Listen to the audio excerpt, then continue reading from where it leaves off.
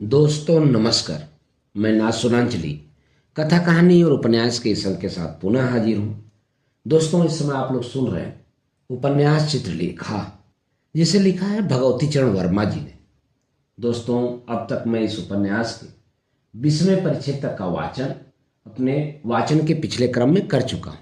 अब लीजिए सुनिए उपन्यास चित्रलेखा के 21वें परिच्छेद का वाचन मेरे अर्थात नाथ सोनांचली के स्वर में।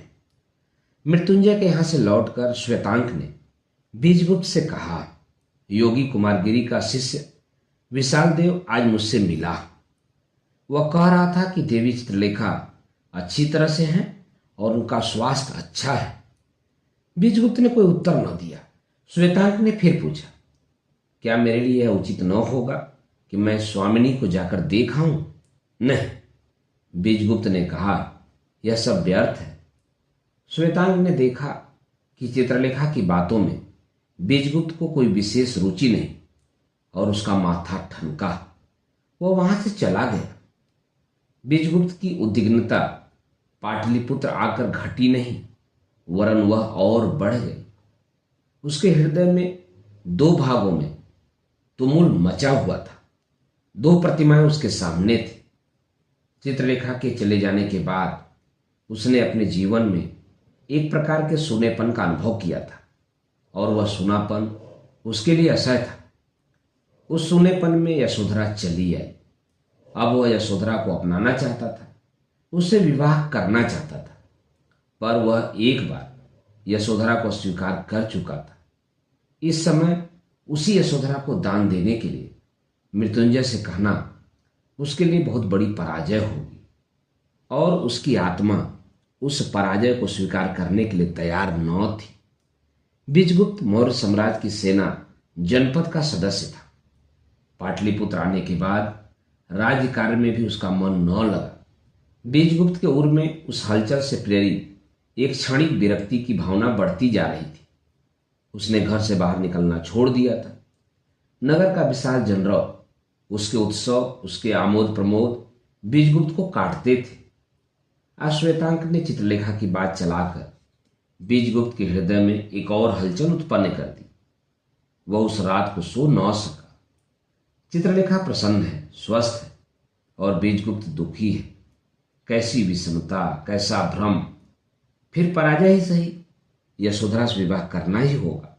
अपने जीवन के सूनेपन को दूर करके रहना ही होगा। श्वेतांक ने बीजगुप्त के स्वर में, उसकी मुद्रा में तथा चित्रलेखा की ओर से बीजगुप्त की उदासीनता में प्रथम बार उस सत्य का आभास देखा जिसको अभी तक वह न देखने की कोशिश कर रहा था। उस रात को वह भी न सो सका। प्रातः हुआ। बीजगुप्त उस दिन अधिक प्रसन्न था। उसने निश्चय कर लिया था कि मृत्युंजय से यशोधरा के विवाह के विषय में बातचीत करेगा। वह बाहर आया। आज प्रथम बार उसके मुख पर वह प्राकृतिक मुस्कुराहट दिखलाई दी जिसका बीजगुप्त अभ्यस्त था। जलपान करने को वह बैठा। श्वेतांक वहां न था। उसने परिचारिका से श्वेतांक को बुलाने को कहा। श्वेतांक आया। उसका मुख पीला था। यह स्पष्ट था कि वह गहरी चिंता से पीड़ित है। बीजगुप्त ने कहा, श्वेतांक, तुम्हारा स्वास्थ्य अच्छा नहीं है क्या? श्वेतांक ने सिर झुकाए हुए उत्तर दिया, स्वामी, स्वास्थ्य तो ठीक है पर मानसिक स्थिति अच्छी नहीं है। क्या बात है? श्वेतांक थोड़ी देर तक मौन रहा। उसके बाद उसने अपना सिर उठाया। स्वामी, आपकी मुझ पर इतनी कृपा रही है, आप ही मेरा कल्याण कर सकते हैं। बीजगुप्त हंसने लगा। तुम जानते ही हो श्वेतांक, तुम मेरे भाई के समान हो। जो कुछ मेरे बस में है मैं तुम्हारे लिए वह करने को तैयार हूं।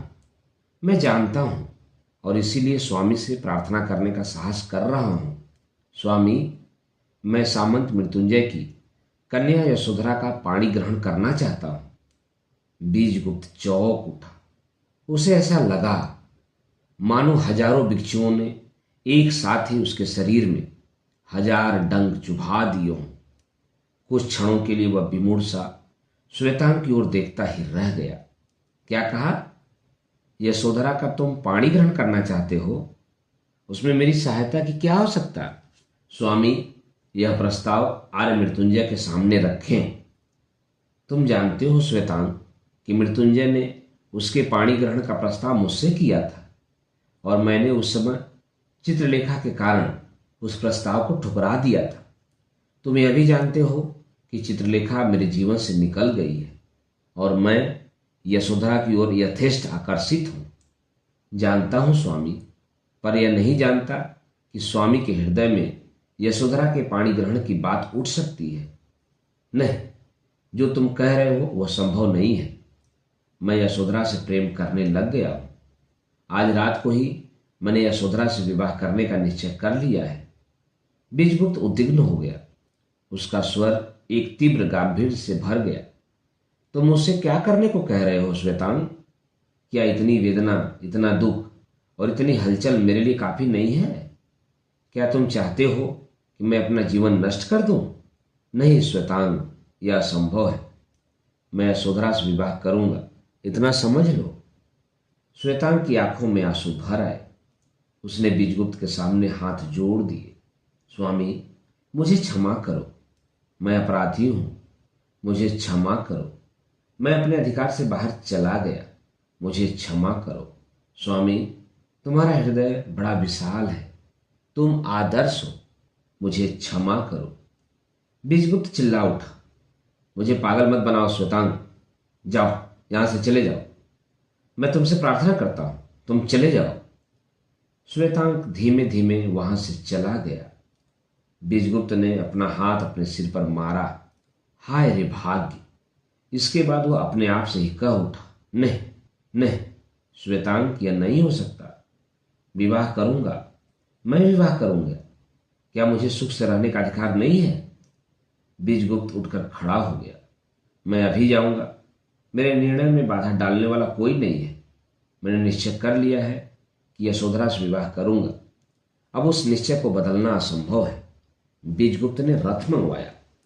वह फिर सोचने लगा, पर श्वेतांग को क्या अधिकार है कि वह यशोधरा से प्रेम करे?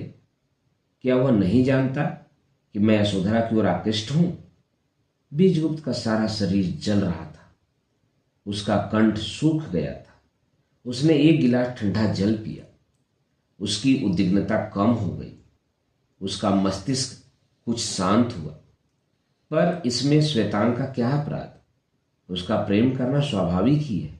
वह युवा है, उसके भी रक्त और मांस है, सब प्राकृतिक प्रेरणाएं हैं। और फिर वह क्या जाने कि मेरा चित्रलेखा के प्रति प्रेम मर गया है? बीजगुप्त की विचारधारा ने पलटा खाया। मेरा चित्रलेखा के प्रति प्रेम मर गया, यह क्यों? मैं कितना निर्बल हूं कि एक स्त्री से प्रेम करके अब दूसरी स्त्री से प्रेम कर रहा हूं। क्या वास्तव में प्रेम अस्थायी है? बीजगुप्त बड़े असमंजस में पड़ गया। वह यह मानने को तैयार न था कि प्रेम अस्थायी है, यद्यपि वह स्वयं इस बात को अनुभव कर रहा था। नहीं, प्रेम अस्थायी नहीं है। फिर मैं यह सब क्यों करने जा रहा हूं? क्या चित्रलेखा से बदला लेने के लिए? नहीं, चित्रलेखा के विषय में, उसके विषय में कोई बुरी भावना नहीं थी। रथ द्वार पर आ गया। बीजगुप्त यशोधरा के भवन की ओर चल दिया। फिर भी उसकी विचार श्रृंखला टूटी नहीं। क्या संयम के यही अर्थ है? क्या संसार में अपनापन ही सब कुछ है? तो फिर मनुष्य में और पशु में भेद क्या है? प्रत्येक प्राणी अपने लिए जीवित है। प्रत्येक व्यक्ति मानव भाव से प्रेरित होकर काम करता है। फिर मुझ में और संसार के दूसरे प्राणियों में कैसा भेद? यशोधरा से मेरे विवाह का क्या परिणाम होगा? एक व्यक्ति का जीवन नष्ट हो जाएगा और वह व्यक्ति मेरा प्रिय भाई के समान श्वेतांग है। मैं स्वयं अपने सिद्धांतों से गिरूंगा और क्या मैं यशोधरा से प्रेम भी कर सकूंगा? अभी मैं उद्विग्न हूं। अभी अपने दुख को दूर करने के लिए मैं यशोधरा से विवाह किए लेता हूं, पर भविष्य में नहीं। मुझे कोई अधिकार नहीं कि मैं विवाह करूं। मुझे कोई अधिकार नहीं कि मैं श्वेतांग का जीवन दुखमय बनाऊं। मैंने अपना पथ निर्धारित कर लिया था, सोच समझकर। अब मुझे सफलता मिले अथवा असफलता, सुख मिले अथवा दुख, मुझे अपने मार्ग पर ही रहना चाहिए। दूसरों के सुख में बाधक होना केवल अपने सुख की आशा पर कायरता है, नहीं, नीचता है। मैं अन्याय कर रहा हूं।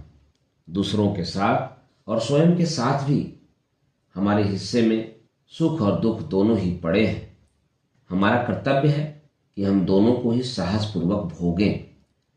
रथ उस समय तक मृत्युंजय के द्वार पर पहुंच चुका था। बीजगुप्त ने मृत्युंजय को सूचना करवाई। मृत्युंजय बाहर आए।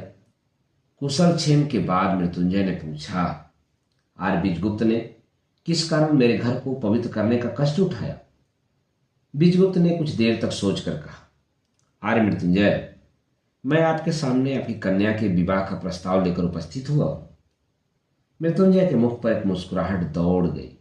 आर्य बीजगुप्त, आप कहिए। बीजगुप्त मृत्युंजय की मुस्कुराहट का अर्थ समझ गए। वह भी मुस्कुराया। आर्य मृत्युंजय, मैं अपने संबंध में कुछ नहीं कहना चाहता। मैं अपने संबंध में पहले ही कह चुका हूं। मैं यह प्रस्ताव लेकर उपस्थित हुआ हूं कि आप अपनी कन्या का विवाह श्वेतांग से कर दें।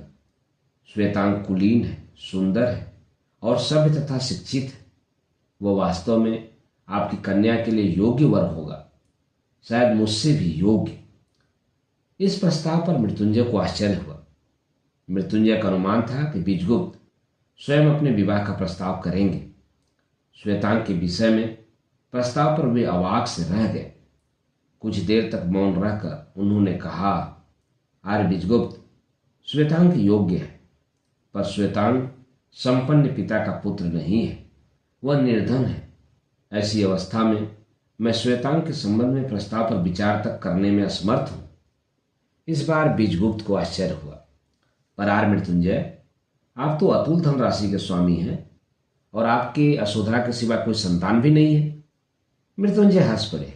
आर्य बीजगुप्त, मेरी संपत्ति पर मेरी कन्या का कोई अधिकार नहीं। उसका अधिकारी मेरा दत्तक पुत्र होगा। आर्य बीजगुप्त, आप स्वयं क्यों नहीं विवाह करते? नहीं, मैं विवाह न करूंगा। आर्य मृत्युंजय, क्या श्वेतांग से यशोधरा का विवाह एकदम असंभव है? मृत्युंजय ने धीरे से कहा, हाँ आर्य बीजगुप्त, श्वेतांग को योग्य तथा कुलीन वर समझते हुए मैं यशोधरा का उसके साथ उस समय तक विवाह नहीं कर सकता जब तक वह निर्धन है। बीजगुप्त थोड़ी देर तक कुछ सोचता रहा। इसके बाद उसने कहा, आर्य मृत्युंजय, मैं श्वेतांग को अपना दत्तक पुत्र बना रहा हूं। इस प्रकार वह मेरी संपत्ति का अधिकारी हो। ऐसी स्थिति में तो आपको कोई आपत्ति न होगी? नहीं आर्य बीजगुप्त, यह संभव है। तुम्हारी अभी अवस्था ही क्या है? तुम बहुत संभव है कि निकट भविष्य में विवाह कर लो, फिर तुम्हारा पुत्र ही तुम्हारा उत्तराधिकारी होगा। आप ठीक कहते हैं आर्य मृत्युंजय। यद्यपि मैं इस समय विवाह न करने पर ही तुला हुआ हूं, फिर भी मनुष्य की मति का क्या ठिकाना। पर मैं चाहता हूं कि श्वेतांग और यशोधरा का विवाह हो जाए। इस विवाह से दोनों सुखी होंगे। इसके लिए मैं बड़ा से बड़ा त्याग करने को प्रस्तुत हूं। आर्य मृत्युंजय, मैं अपनी सारी संपत्ति श्वेतांग को दान कर दूंगा। मृत्युंजय आसमान से नीचे गिरे। तुम नहीं जानते आर्य बीजगुप्त, तुम क्या कह रहे हो? तुम्हारा चित्त स्वस्थ नहीं है। आप मेरी कुछ चिंता न करें। मैंने आपके सामने कह दिया है कि मैं अपनी सारी संपत्ति श्वेतांग को दान कर दूंगा। आप इसके साक्षी हैं। रही सामंत पदवी की बात, इसमें राजाज्ञा की आवश्यकता होगी। उसका भी मैं सम्राट से आज मिलकर प्रबंध कर लूंगा। अब आपको कोई आपत्ति न होनी चाहिए। मृत्युंजय ने बीजगुप्त की ओर आंखें फाड़ कर देखा। मैं एक बार फिर तुम्हें अवसर देता हूं। अपना प्रस्ताव स्वीकृत हो जाने के बाद फिर तुम पीछे न हट सकोगे। बीजगुप्त ने एक एक शब्द पर जोर देते हुए कहा, आर्य मृत्युंजय, मैं जो कुछ कह चुका हूं करूंगा। मैं मनुष्य हूं, बात से फिरना मैं नहीं जानता। तो फिर तुम्हारा प्रस्ताव स्वीकृत है, मृत्युंजय ने कांपते हुए स्वर में कहा। बीजगुप्त उठ खड़ा हुआ। मैं जाता हूं। दान पत्र तथा पदवी के लिए राजाज्ञा का प्रबंध आज ही हो जाएगा। विलंब की कोई आवश्यकता नहीं। विवाह की तिथि आप नियत कर लें। मृत्युंजय ने उठते हुए कहा, आर्य बीजगुप्त, मैंने संसार को देखा है। मैं कहता हूं आप मनुष्य नहीं देवता है। मृत्युंजय के नेत्रों में आंसू छलक रहे थे। बीजगुप्त अपने भवन पहुंचा। वह श्वेतांग के भवन में पहुंचा।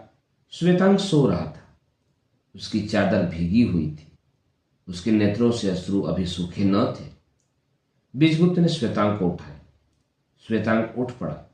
स्वामी, क्या आज्ञा है? तुम मुझे अब स्वामी न कहना सामंत श्वेतांग। विस्फारित नेत्रों से देखते हुए श्वेतांग ने कहा, यह आप क्या कह रहे हैं? मैं जो कुछ कह रहा हूं वो ठीक है। सुनो, मैंने तुम्हारे विवाह का प्रस्ताव आर्य मृत्युंजय से किया था। उन्होंने कुछ आपत्ति की। उस आपत्ति को दूर करने के लिए मैंने अपनी संपत्ति तथा पदवी की दान तुम्हारे सामने कर दिया। अब उनको यशोधरा का तुम्हारे साथ विवाह करने में कोई आपत्ति नहीं है। श्वेतांग थोड़ी देर तक निश्चल तथा विमूढ़ सा खड़ा हुआ बीजगुप्त को देखता रहा। इसके बाद वह रो पड़ा। नहीं नहीं स्वामी, मुझे यह स्वीकार नहीं। मैं कितना पापी हूं स्वामी, मुझे क्षमा करो। मैं जाता हूं, मुझे क्षमा करो। मैंने आपके जीवन को नष्ट किया है। आप मुझ नराधम पर यह दया क्यों कर रहे हैं? मुझे स्वीकार नहीं है। वह बीजगुप्त के चरणों पर गिर पड़ा। बीजगुप्त ने श्वेतांग को उठाया। श्वेतांग, जो कुछ होना था वह हो चुका। अब यदि तुम्हारे हृदय में मेरे प्रति कुछ भी स्नेह है तो जो कुछ मैं कर रहा हूं स्वीकार करो। संसार के सामने मुझे झूठा न बनने दो। मैंने इस वैभव को काफी भोगा है, अब चित्त फिर गया है। इस वैभव को तुम भोगो। मैं तुमसे प्रार्थना करता हूं, तुम अस्वीकार न करो। चलो, दानपत्र तथा पदवी के लिए राजाज्ञा का प्रबंध करना है। दोस्तों, अभी आप सुन रहे थे भगवती चरण वर्मा जी के लिखे गए उपन्यास चित्रलेखा के 21वें परिच्छेद का वाचन मेरे अर्थात नाथ सुनांचली के स्वर में। दोस्तों, इस उपन्यास के आगे के भागों का वाचन आप मेरे वाचन के अगले क्रम में सुन सकते हैं। तो जुड़े रहिए कथा कहानी और उपन्यास के साथ। धन्यवाद। नमस्कार।